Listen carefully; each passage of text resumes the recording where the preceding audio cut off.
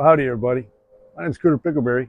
Today we're going to talk about different food groups. You got the sea group, which would be like, fish and crab and manatee steaks. And you got the air group would be like condors, chickens, turkeys, maybe spotted owl.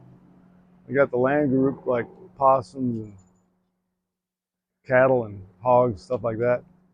And then you got collard greens. That's a good group. And then you got sandwiches. And sandwiches, of course, you got to have bread with a sandwich. So we're going to take you to that first part. We're not going to give you a sandwich recipe today, but we are going to give you a bread recipe. This is an easy one. It's no knead, meaning you don't need to have any kind of machinery. You don't have to spend, it's 5 minutes setting it up, a couple hours of waiting, and you cook it and eat it. The only thing you really need that's special would be a Dutch oven, and you can get around that too, and I'll tell you how when we get going. But that's what we're doing today. It's Florida Man Cooking. I'm Cooter Pickleberry. Today we're making artisan bread.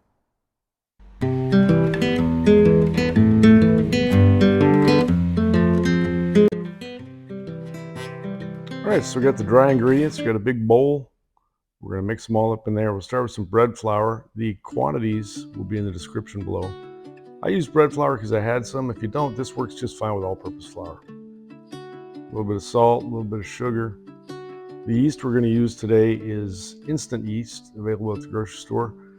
Instant yeast is nice because it does everything a little bit quicker, and you only have to have one wait for rising. So you can literally start this bread and be eating it in about 2 to 3 hours, whereas with regular yeast, it's probably more of an 8-hour game. So this is the kind of thing you can make right after breakfast, and you'll certainly have it by dinner if you want. So we stick that in there, grab the whisk, and just whisk things up. It's really important to make sure that you do a good job whisking here. This has probably been edited for time, but usually a couple of minutes. Just make sure that everything is touching everything. So the salt, the sugar, the yeast, and the flour are all completely mixed together. And then we'll put the whisk down, grab some liquids.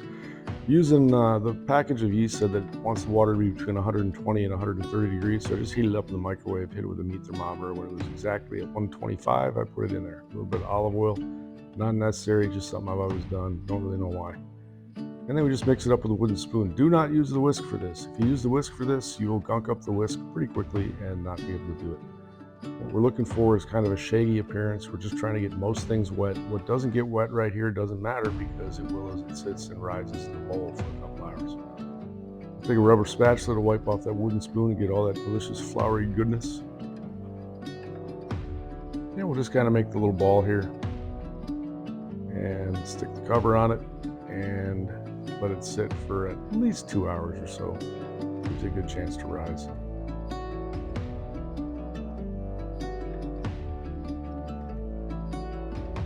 Probably could have used a little bit more water here, but as it turns out, it didn't really matter. I think it would have looked better as I was cooking it, but nobody really cares what it looks like when it's cooking. So after sitting on the counter for a couple hours, we'll pull the lid off and give a little stretchy stretch. So we just wet one hand, get your hand good and wet, otherwise everything's going to stick to it, and then just kind of fold it back on top of itself. It just stretches out the gluten a little bit. While we're doing this, we're preheating the oven. The Dutch oven is inside the oven, so we preheat the oven with the Dutch oven in it, so you get a good, nice hot Dutch oven to start with. The trick here is to remember that it's hot when you pull it out and don't scald yourself, which has been known to happen. So while that's preheating, we'll stick the lid back on and let it rise just a little bit more after pulling that all tight. Starting to look a little bit more like a loaf of bread now.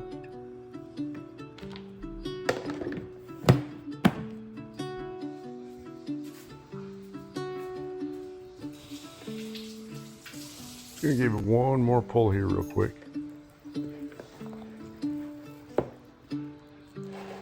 Remember, you gotta wet that hand for this.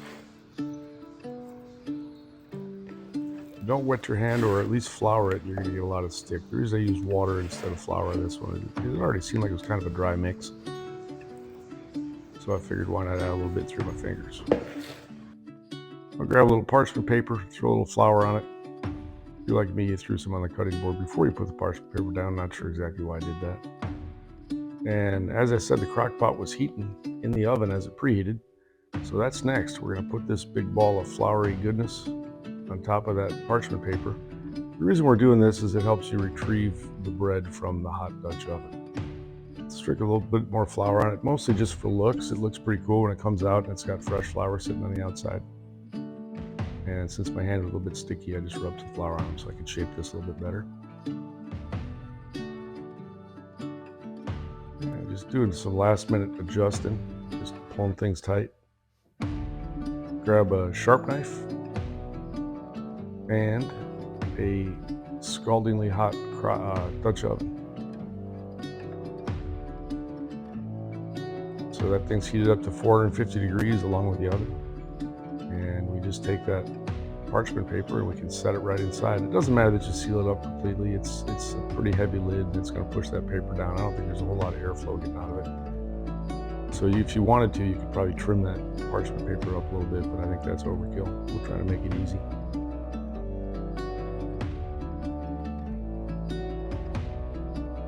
So grab that sharp knife and just give it a little, whatever you want. You just want to cut a slit in that allows it to rise a little bit more while it's cooking.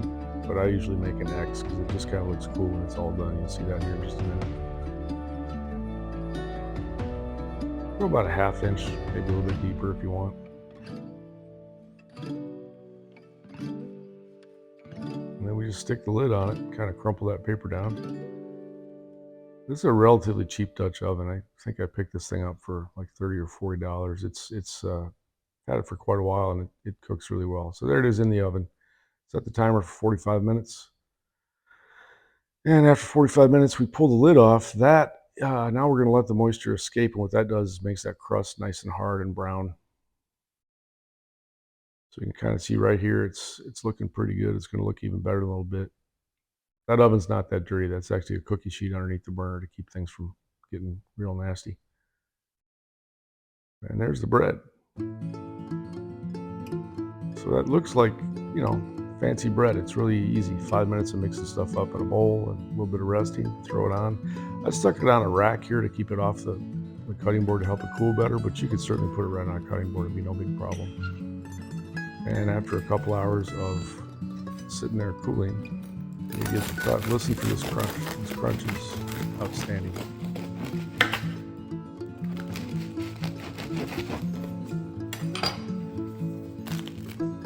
Open, you can see there's some bubbles in there, some air. It's a fairly dense loaf of bread.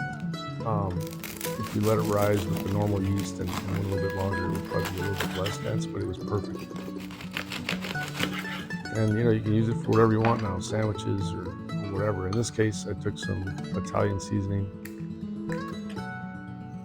threw it on a plate,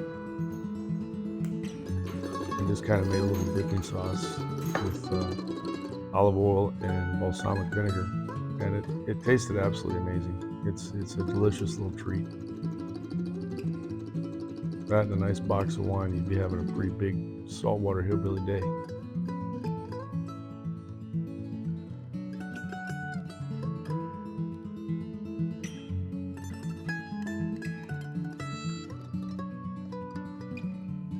And we just tore off a few more pieces. Oh, it's so good. Tear a few more pieces off, stick them around the plate, give everybody their own plate of that, and they're all pretty happy. It's a delicious taste, it's easy, it's fun, it looks really cool, and that's what it's about. It's about having a good time, making some good food, sharing with your friends and family.